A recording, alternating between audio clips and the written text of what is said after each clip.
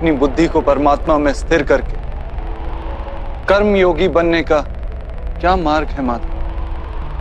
पार्थ, सांख्य योग के कारण मनुष्य परमात्मा का निरंतर स्मरण करता रहता है। परमात्मा का स्मरण करने से मनुष्य के हृदय में समर्पण का भाव उत्पन्न होता है और उस भाव को भक्ति कहते हैं। भक्ति से मनुष्य को सत्य असत्य का ज्ञान प्राप्त होता है। उस ज्ञान से उसे परमात्मा के दर्शन होते हैं और जिसे परमात्मा के दर्शन हो जाते हैं वही वास्तव में कर्मयोगी बन जाता है और जन्मों के फेरों से छूटकर मोक्ष को प्राप्त कर लेता है। सभी आत्माओं का अंतिम लक्ष्य वही है और धर्म का अंतिम चरण भी वही है। किंतु मैं परमात्मा के दर्शन के बिना समर्पण किस प्रकार कर सकता हूं माधव? परमात्मा के दर्शन करने हेतु अपनी आंखों पर बंधे लालसा, अहंकार, क्रोध और पूर्वाग्रह की पट्टियों को उतारना होता है। अंधेरे कक्ष में बैठा मनुष्य यदि कहे कि उसे सूर्य के दर्शन करने तो उससे क्या कहोगे?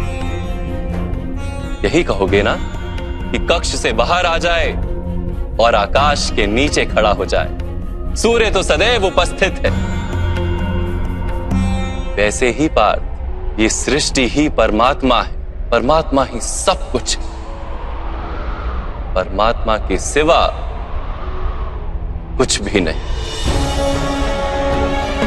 जो अपनी आत्मा के दर्शन कर लेता है वो परमात्मा के दर्शन कर लेता है।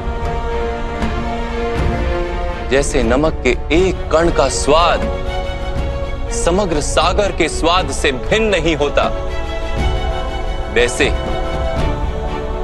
अपनी आत्मा के दर्शन परमात्मा के दर्शन से भिन्न नहीं होते।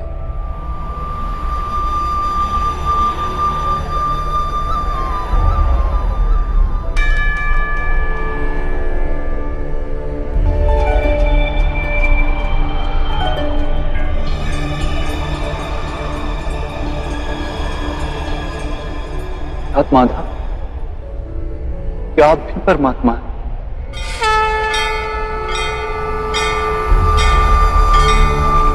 हाँ पार्थ, मैं परमात्मा हूं। यदा यदा हि जैसे तुम भी परमात्मा हो,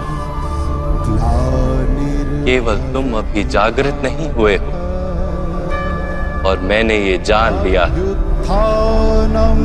धर्मस्य तदात्मानं सृजाम्यहम्।